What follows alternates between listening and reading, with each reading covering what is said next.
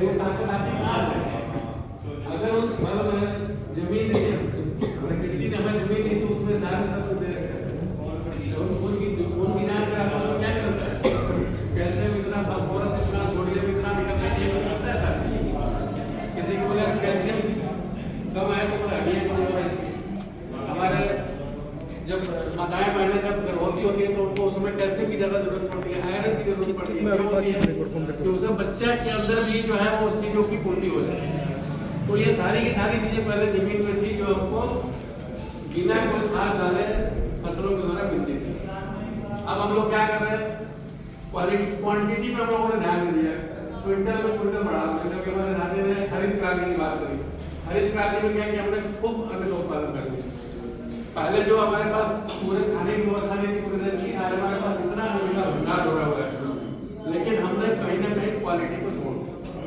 हमने केवल उन्हीं चीज़ों को ज़्यादा डाला जो जिससे क्वांटिटी बढ़ती जाए, क्वालिटी खराब हो गई।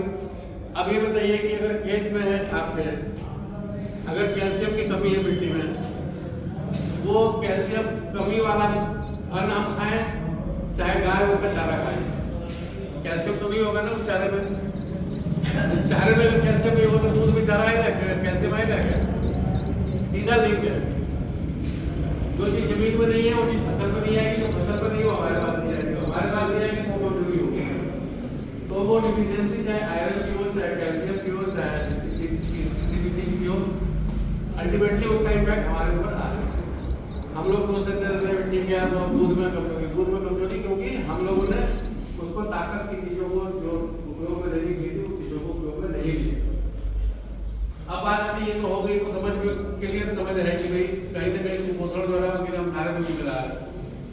अब डायरेक्टली इसके ऊपर सारा का सारा जिम्मेदारी है, वो सारी जिम्मेदारी किसानों को ऊपर है, क्योंकि खेती आप लोग करते हैं। आप अगर उसमें नहीं डालेंगे, देखो या तो जमीन में कैल्शियम डाल के उसको खा लें या फिर कैल्शियम की कैप्सूल खाएं। कैल्शियम तो खाना ही पड़ेगा, ऐसा तो नहीं हो सकता कैल्शियम नहीं खाएंगे। तो डॉक्टर के पास जाएंगे, डॉक्टर बोलेगा कैल्शियम की गोली खाओ भाई, कैल्शियम का कैप्सूल खाओ, हड्डियाँ मजबूत करनी है। तो खाना तो है ही अच्छा है, लेकिन खेत में से उसको निकाल के खाएं, फसल के अंदर से निकाल के खाएं उसको, ताकि हमें डॉक्टर के पास। एक तो ये बात है जो किसान भाइयों को मेरा हमेशा ये रहता है कि आप लोग इस चीज़ को ऐसे करो। कई बार देखिए क्या होता है ना कि बहुत सारे किसान यहाँ पे समझदार हैं, जैसे मैंने बोला हरियाणा के किसान सबको खेती सुविधा है, बहुत लोग इन चीज़ों को जानते भी हैं, वो लोग करते भी हैं। लेकिन बहुत सारे ऐसे किसान हैं, हमारे छोटे किसान हैं जो इस चीज़ के लिए अवेयर नहीं, उनको पता ही नहीं। तो हम बड़े किसानों की जिम्मेदारी होगी, और हम जैसे कंपनी में काम करते हैं, डॉक्टर CSRI में काम करते हैं, हमारी जिम्मेदारी है उन सबको इस चीज़ों के बारे में बताएं। अब बताने का तरीका क्या है? या तो किस तरह की मीटिंग करें, या फिर हम व्यापारियों के माध्यम से आपको वो समझते हैं, आप रिटेल करते हैं। चौधरी जी की दुकान में हमने कैल्शियम भेज दिया, या हमने सल्फर भेज दिया, या कुछ और भेज दिया। अब प्रॉब्लम कहाँ हो रही है कि चौधरी जी किसानों को कितने लोगों को समझाएगा और कितने लोगों से समझेंगे। तो चौधरी जी ने सस्ता उपाय लगाया, मतलब खाद लेके आए, उसको कैल्शियम की पकड़ा दो, जिंक का एक डब्बा पकड़ाओ, ये आइटम पकड़ा दो। किसान नाराज हो गया, मैं तो यूरिया लेने आया था, मैं तो DAP लेने आया था, तो उस हिसाब से जिंक जबरदस्ती सल्फर नहीं पकड़ा रहे हो। तो अगर किसान को उन्होंने समझा दिया कि भाई इसकी भी जरूरत है, तो किसान कौन मना करेगा? आखिर कैल्शियम सल्फर में बिक रहा कहाँ जा रहा है? किसानों के पास तो जा रहा है। तो कहीं ना कहीं देखिए व्यवस्था में कमी है। मैं इसमें किसानों की गलती नहीं मानता, किसान या तो अवेयर नहीं है, जो अवेयर है वो डाल रहे हैं, उस चीज़ को प्रयोग में ले रहे हैं। इसीलिए शायद अभी जो इतनी विकराल स्थिति नहीं है, ये तो 4 साल पहले जो कोरोना का काम आया था, आपको पता है इम्यूनिटी सबसे बढ़िया भारत में थी, सबसे बढ़िया, सबसे कम जो अफेक्ट हुआ वो भारत में हुआ। विदेशों में बहुत लोग मरे, हमारे यहाँ भी दुर्भाग्य से 10% बस वाला डोज नहीं डालते उसको, नीचे की साइड है ना। ये सब नई तकनीक से इसलिए चीजें रही जा रही है कि अगर किसी भी चीज की कमी है तो उसको पूर्ति कैसे करेंगे। अब ये तो जो उत्तम परिणाम है, इसको पत्तों के ऊपर डालना है। पत्ते के ऊपर क्यों डालना है कि पौधे आपको पता है भोजन 2 तरीके से लेते हैं, या तो वो मिट्टी की जड़ों से लेंगे, मिट्टी से लेंगे, या फिर पत्ते जब होते हैं तो पत्तों के ऊपर में स्प्रे करते हैं तो डायरेक्टली वो चला जाता है।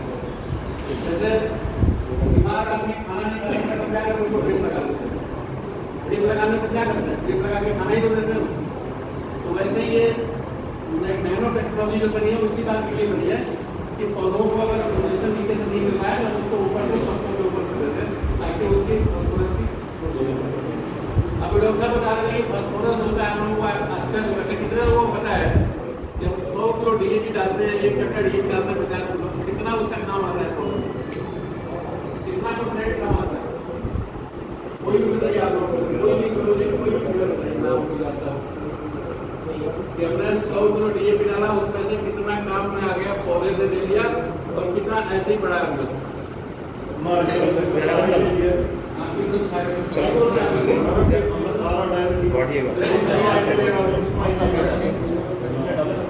आपने बिल्कुल सही बोला, क्योंकि हमने इसी हिसाब से डाला था कि भाई 100 किलो डाल दिया, क्योंकि हकीकत ये है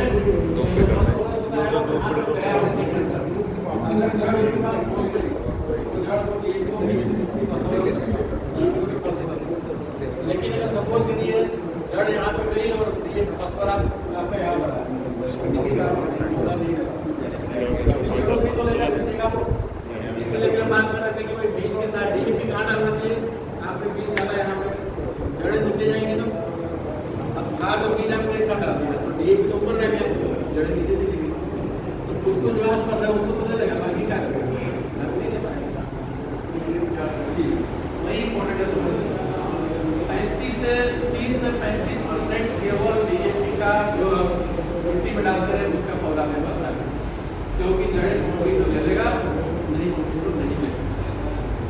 वो डीएपी क्या करता है, फॉस्फोरस क्या करता है, वो डीएपी हमारे ही जमीन के साथ में कॉम्प्लेक्स बना करके सब मिट्टी को और सख्त और वो हार्ड बनाते हैं, क्योंकि वो काम नहीं आता ना। अगर कोई बिना काम काज तो क्या करता है, गाँव में बिना काम काज क्या करेगा, ताश के पत्ते छोटे से काम करेगा, अच्छा काम तो नहीं करेगा, वैसे ही वो जो केमिकल है वो खेत में जा करके अगर उसको यूज में ले लिया तो एक नहीं तो उन्हें काम का है वो नुकसान, वो बाकी चीज़ों को आप मिला के उस मिट्टी को जाम कर देगा। अगर मिट्टी जाम हो गया फिर क्या होगा, उसके अंदर अंकुरण भी अच्छे से नहीं होगा। भाई आप बताइए बीज का अंकुरण कितना कोमल होता है, बीज का अंकुरण इतना कोमल होता है कि उसके नीचे हल्की सी जमीन अगर सख्त है तो वो नीचे जाएगा, तो अंकुरण ही अगर जड़ें ही नीचे नहीं जा रही है, जड़ें फैल नहीं रही है, तो ज़्यादा से ज़्यादा न्यूट्रिशन कैसे लेंगे। अगर आप मुझे पहले मिट्टी को मजबूत कर देते हैं, यहाँ पे जड़ें जाती है, वहाँ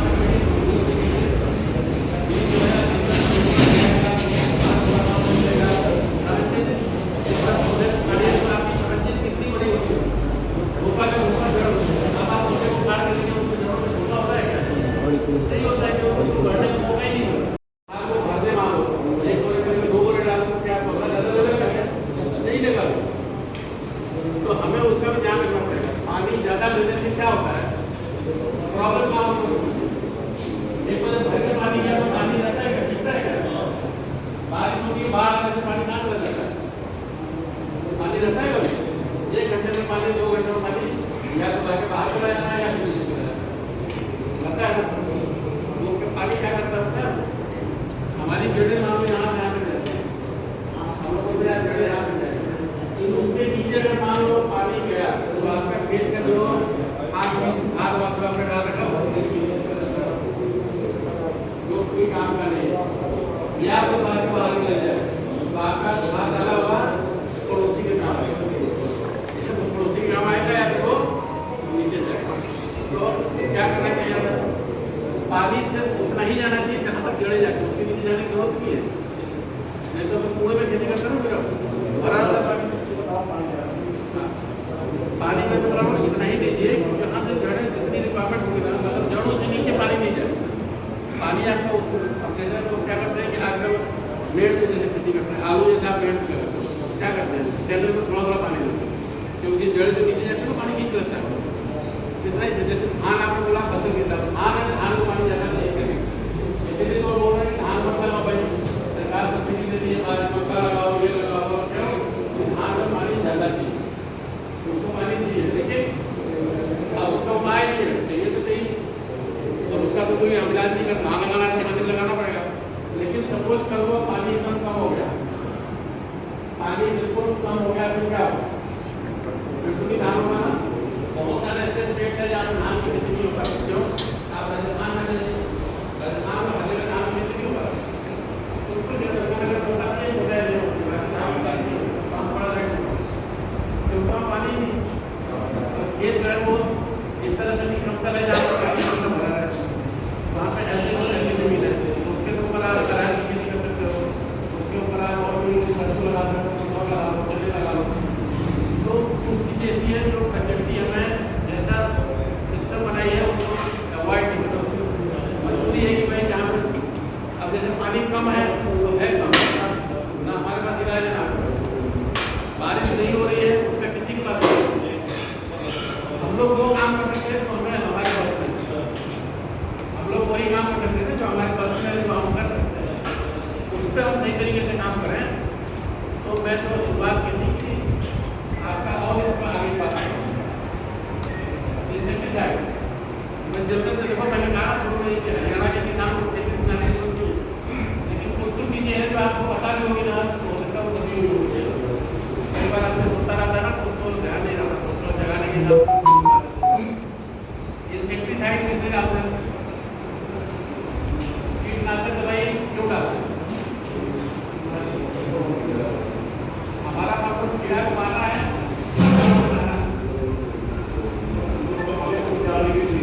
दोनों बातों में आप कह सकते हैं कि यार इससे क्या फर्क पड़ता है, कीड़ा मरेगा तो फसल बचेगा। और हमारा पर्पस है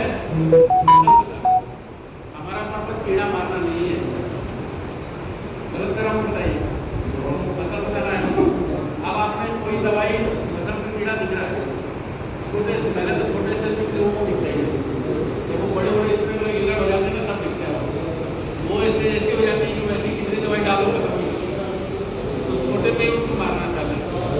और दवाई डालने के बाद ऐसा होता है क्या कि किसी को पॉइजन दे दो, पॉइजन खाने को पड़ जाता है क्या?